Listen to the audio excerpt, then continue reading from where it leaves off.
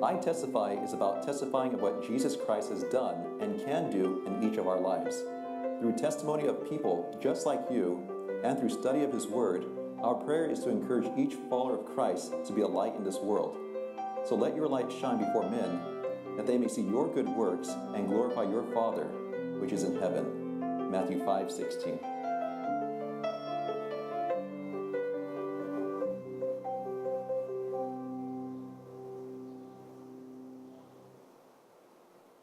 Hello and welcome to iTestify. We're very happy to have you join us today. We have with us Jay and Wendy, and they are a husband and wife team who is here to talk about their documentary. And this documentary, the title is Unbroken Minds, and it's about restoring mental health. So thank you so much for coming and joining us today. Thanks for having us over today. Yes. Do tell us first, now this is a very personal passion project for you.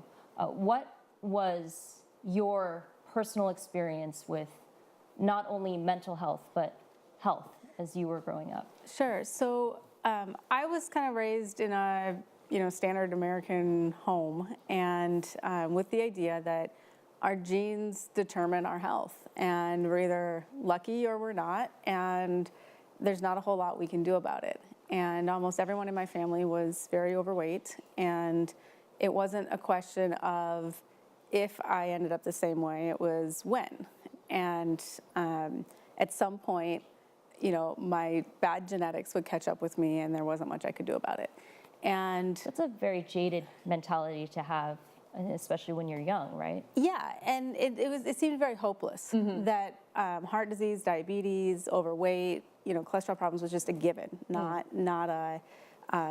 There wasn't much we could do about it, and I really believed that. And then my parents started to learn. They got connected with the church, and they started to learn that the Bible taught something about health, and they had never heard this before. My mom grew up Catholic, and she had never heard anything about health in the Bible. And they started making changes. Within a year, my mom lost 40 pounds. Within 2 years, she lost 77 pounds, fit back into her wedding dress for her 35th anniversary. Mm-hmm. And my dad, he lost, within 8 weeks, he was diabetic, high cholesterol, high blood pressure, medicated for all three for 6.5 years.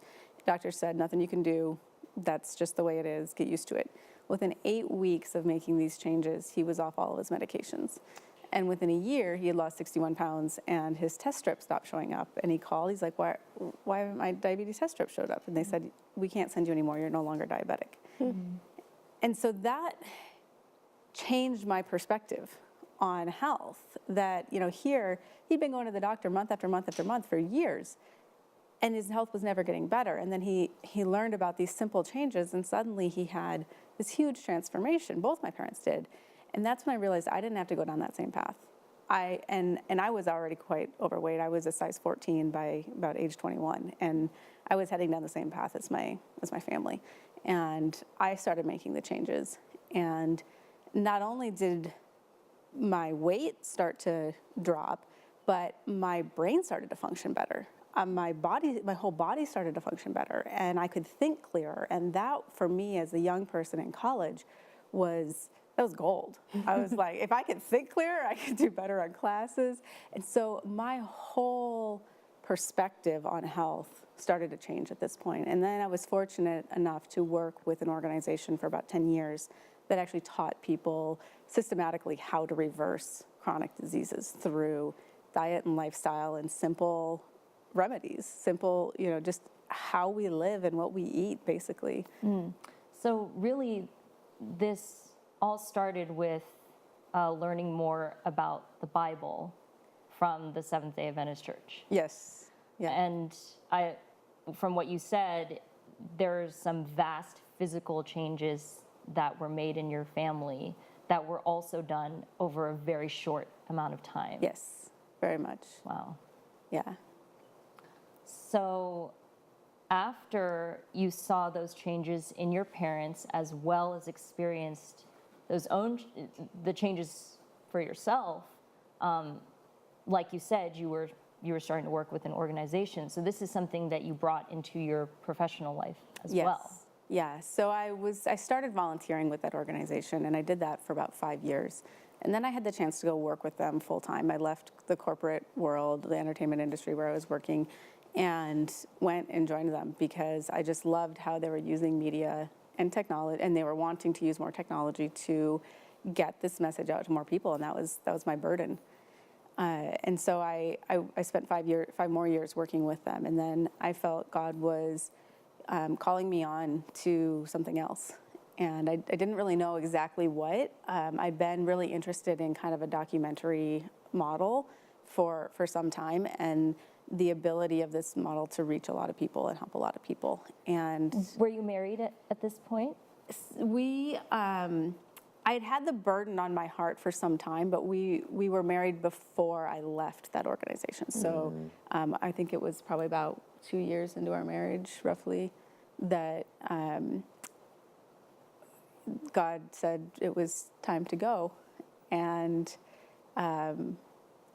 what was interesting, he's an attorney, and we both, when we got married, we sort of had this desire to do media and technology and work together, but our paths were kind of so different when we first got married that we didn't really know how or when it was going to happen. And then he felt God was telling him, well, maybe I'll let you. Yeah, I mean, I basically already told my law firm 6 months earlier that I would be leaving, and I was in the process of getting phased out at the same time. She left her job, and for me, I always wanted to do media. I was making documentaries and videos all the time in high school and college, but it never seemed to be a viable career. It wasn't until the birth of YouTube, cheap cameras, and things like that, that finally media has become a viable lifestyle or career. And so he had given notice and was planning his departure, and I thought, I guess I'm going to support him while he starts his private practice, and then God had a different plan. And just kind of out of the blue, like God stopped telling me to stay where I was and to move on. And it was kind of shocking to me. It was very abrupt, but I knew God was leading in it. And so, and he told me, he said, you know what, it's time for you to move on. And, you've been wanting to do this documentary stuff for a long time, so why don't you do that? And I'm like, But it wasn't mental health we thought we were going to go straight into. Right. We were very passionate about gut health, and at the time that seemed to be a big thing. It still kind of is, but we thought that was it. Want to explore, the biome, the bacteria, all these things. Right, and your own personal experience when you were growing up was not with mental health. Right, exactly. Okay. I mean, there was a lot of mental illness in the community I grew up in and in my family even. And so it had a lot of personal meaning to me. But, and I'd always had kind of a tangential interest, but I hadn't seen any clear path yet. And it had always kind of been in the back of my mind as something, to study more, to get more involved with at some point. But I was not expecting to do that when we stepped out. I was thinking, I'll do microbiome, gut health stuff. There's a lot of interest in that. And I felt God telling me, no, don't do that. And I kept praying about it. Time was going by. And I'm like, I don't know what to do. Because he's telling me not to do the one thing I'm thinking about doing. And then just out of the blue one day, in the last week before we really needed to start doing stuff on this, just out of the blue, he said, do mental health. And I was like, that's important. Yeah, that's really important. But, God, I don't really have a network in this space. I don't really know where to start with this. So if you want me to do this, you got to open the doors. And that very week, he started to open the doors.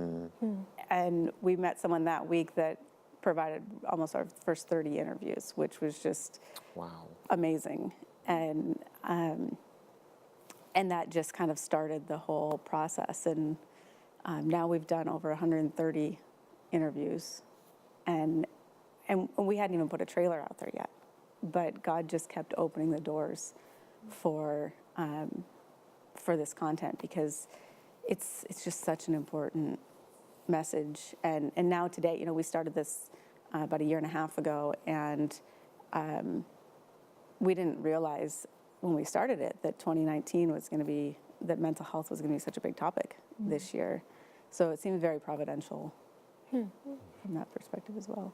So now that you guys have, in your testimony, you're sharing like how you guys got started. What have you seen doing this documentary that you're doing? So it's been a continuation of like Wendy's earlier experience, which is that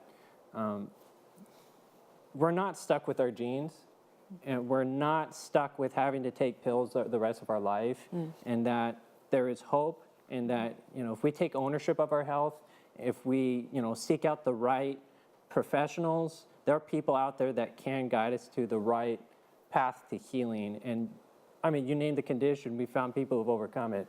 Schizophrenia, bipolar, depression, psychosis.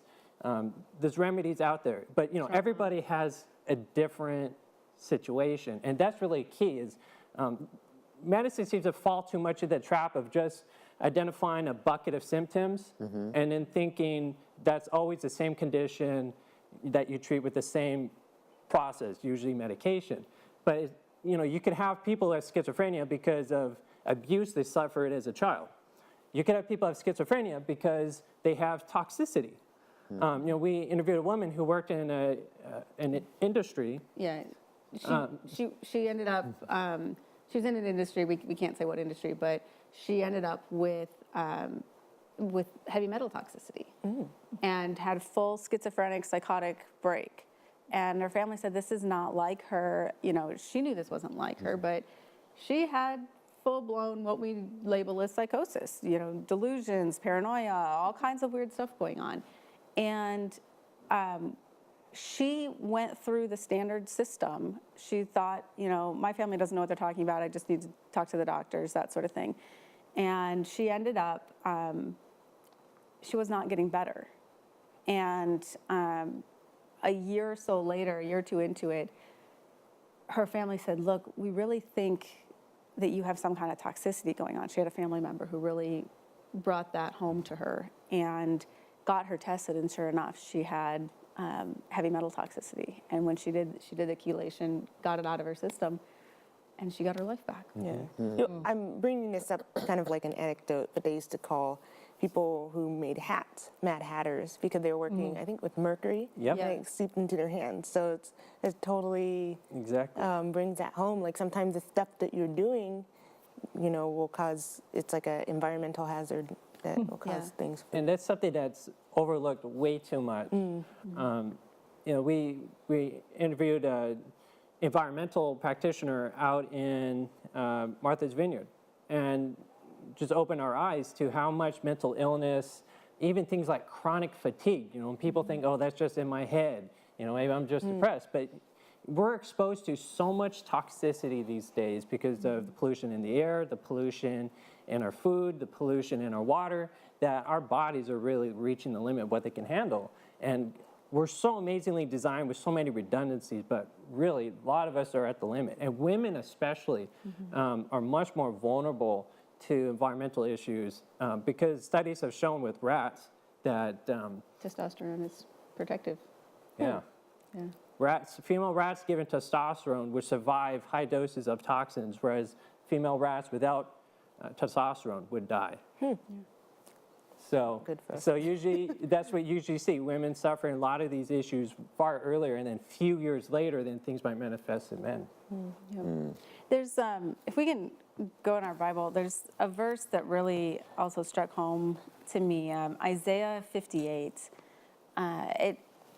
This is something that really kind of guided the direction of my life a bit as far as health and ministry. And in Isaiah 58, verse 6, it says, is not this the kind of fasting I have chosen?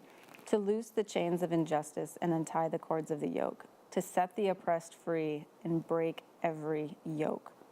And then a little further on in 7, it says, and not to turn away from your own flesh and blood, then your light will break forth like the dawn, and your healing will quickly appear. And this verse really hit home to me because of, first of all, I think most people today have some health challenges of some sort. And we go to the doctor for healing. And, God gives a pretty clear remedy here, not to turn away from our own flesh and blood. And this really hit home for me because my dad was diagnosed with a mental illness when I was a kid. And I lost him emotionally when I was about 2.5 years old, and then further to medications when I was about 7. And he just seemed to be in a different world all the time. And I didn't understand growing up what was wrong with him. And even when he made all these lifestyle changes, got off the meds for diabetes and cholesterol, blood pressure problems, he still wasn't emotionally or psychologically really present. He could think logically, and that was fine, but there was just something not right. And I struggled with that for a long time. And when we started this series, we knew that we'd found out when we got married actually that he had PTSD as well, which we didn't know about before. And when we got into this series, I think it was about after the first week of interviews, it was like God was telling me this was making more clear what was going on with my dad.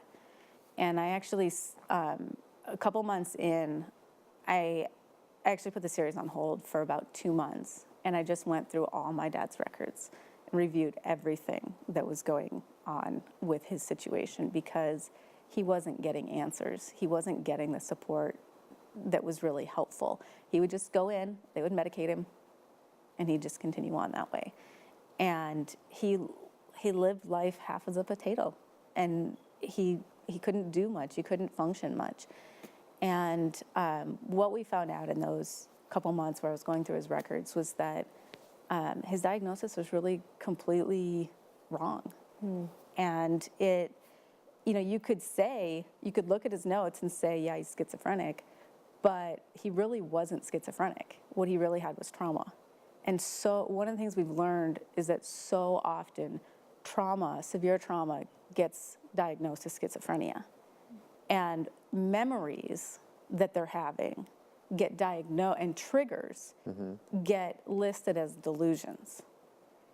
And so this was one of the things that was really, when I started to look at his case and his situation, and I started to think back, and I'll tell you, when I read the medical notes, I thought, my dad's a crazy person.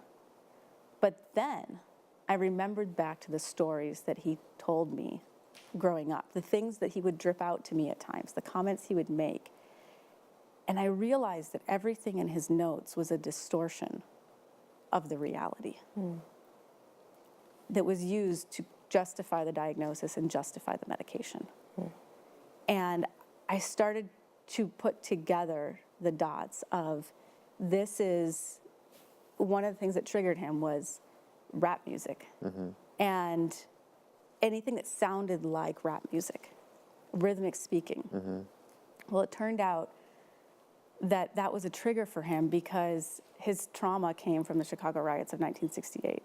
And when the rioters were coming down the streets with the rhythmic speaking, he feared for his life because he was on top of a building and all the buildings around him were being burnt down.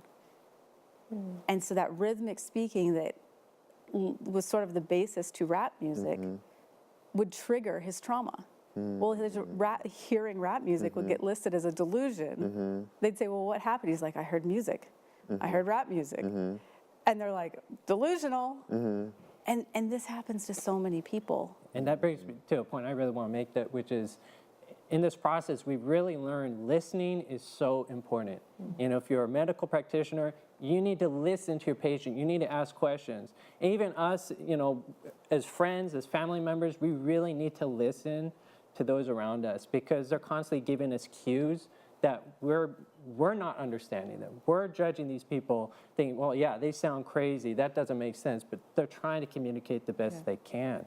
And that really, and just this whole project, it's really hit home to me what Jesus and the Bible repeatedly says, do not judge.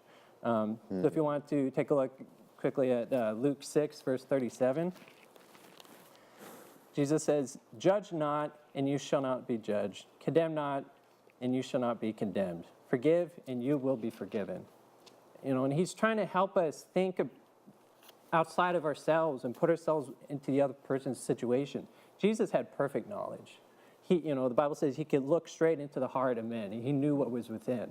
And if we had that, if we really understood what everybody's struggling with, we'd realize that most people are probably doing about the best they can under the circumstances. When you take people who, grown up in awful homes, I'm not blaming the parents. Parents probably grew up in awful homes themselves. That's true. Usually that's what we're seeing.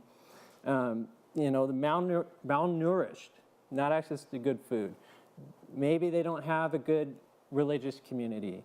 They don't have teachers and people who believe in them and supported them. So they just have all these knocks. And then maybe they were abused or had traumatic experiences. These people almost don't stand a chance. Like, you throw those elements at just about anybody, and you can cause mental illness. So when you understand what people's struggles are and you hear their backgrounds, we can then connect with them, I think, on a level of understanding. And then you begin to see also the solution to helping these people. And so much the solution is just relationship and connection. And if we would just reach out more, be more that friend, be that support, rather than just saying these platitudes of, well, you should read your Bible more, you should pray more, you should take medication, we shouldn't say any of those things. We should just listen, hug them, support them. And that's really, when you read, what did Jesus do?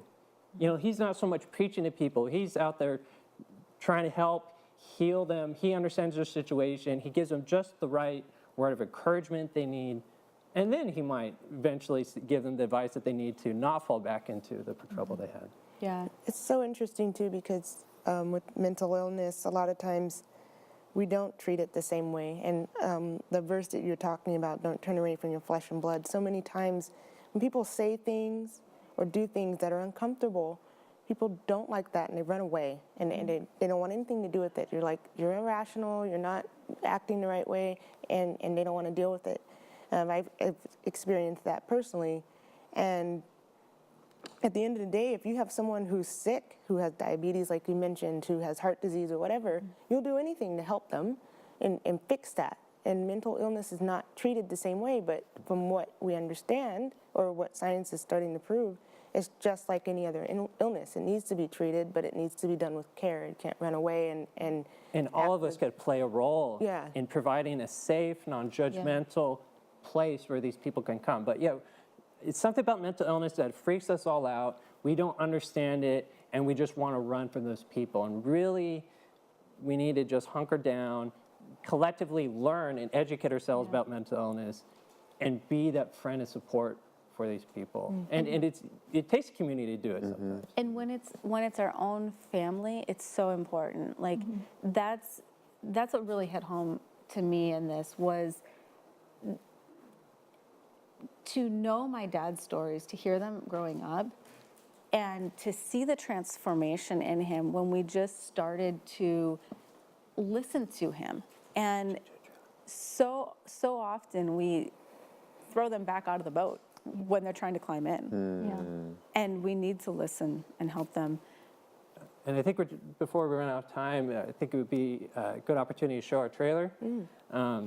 This is sort of our first draft of the trailer, and we'd like to just give you a feel for what to expect, just as little highlights of some people interviewed, and the general message of hope that we want to share. Let's roll it. It's an epidemic in our society. 1 in 4 have a diagnosable condition. Everybody is ADD, depressed, bipolar. With our traditional methods, you are more likely to be cured from cancer than from depression. The flaw is the labeling process. The National Institute of Mental Health has stopped using this criteria because it said it lacked validity and reliability. Which makes it strange that it's still being used around the world. If your diagnosis is wrong, your treatment is almost always wrong. The average person does not have the tools to get well. Find the root cause. Don't just keep covering it up. There are tens of millions of people in the country who are suffering from environmental illness, mold exposure, chemical sensitivity. And they're trying to solve these issues, and nobody's mentioning the fragility of the human brain when you don't feed it the proper nutrients. And if we don't look hard enough, nobody's going to get well. They're going to be on medications, but they will never get rid of the problem. You have a physical body, social relationships, an inner thought life, and a spiritual relationship. It's not until we address those 4 components that we can truly be fulfilled, healthy, and whole human beings. If you look at the research of all the long-term studies, the no med group or minimal med group actually has twice the recovery rate. 90% of people with severe depression and anxiety are able to be cured within 20 weeks. The brain can change. Every biochemical pathway in the body is controlled by your genes. Well, now we're finding, of course, with epigenetics that genes are turned on or turned off by how I live. We might be able to change the gene switch settings in a moment of thinking. The 3rd day onward, I felt great, totally different. And in the end of 1 hour, 60 minutes later, they're smiling, they're laughing, they're hugging me, they're like, why isn't this everywhere? I know. I've had people who were clearly schizophrenic and bipolar with psychosis absolutely recover. 100% no symptomology. They're following what we used to do back in the day, what other countries are still doing even today, and they're having 80–90% success rates. Full recovery. I've got my life back. I'm sleeping at night. I'm eating right. To be on 18 pills a day to now nothing. That tops it all. There is light at the end of the tunnel, and it's not another train coming at you. There is a way to get out. We all have infinite potential to learn, to grow, to heal. Even though all of us have imperfect minds, we all have beautiful minds. Knowledge is power. My people perish for lack of knowledge.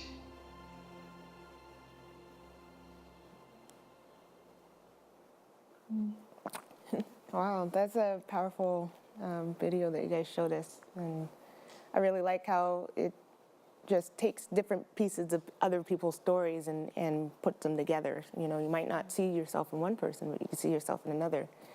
And That's our hope and prayer. Yeah, so I really thank you guys for coming on to iTestify to just talk about your documentary. It's really something that's needed in all over the world, not only just America, but and it's definitely something that's overtaking. I mean, we have this being in the media, like constantly. We're being told all the time about this, even in church now. It's a problem that's happening in America, and so it definitely needs to be addressed. Where can we go and find out more information? Unbrokenminds.com. Yeah. That's our website. And you can put in your name and email there, and then we can keep in touch with everything. Thank you guys so much for coming on to iTestify to share your documentary. We really appreciate you bringing awareness to something that is so prevalent all over the world today. And I also really appreciated how you guys were able to show so many different testimonies. It was able to show me that you can't identify with one person, you can also identify with somebody else. Mm-hmm. And so I know that on your website you have here, it's www.unbrokenminds.com. Anyone, you guys at home, can go on the website and take a look at what they're doing. You can also decide to donate if you need to. And if you have a testimony to share, you can also do that as well. And if you would like to contact them, you can do it at jw@unbrokenminds.com. Thank you for tuning in to iTestify, and we'll see you next week. Thank you very much.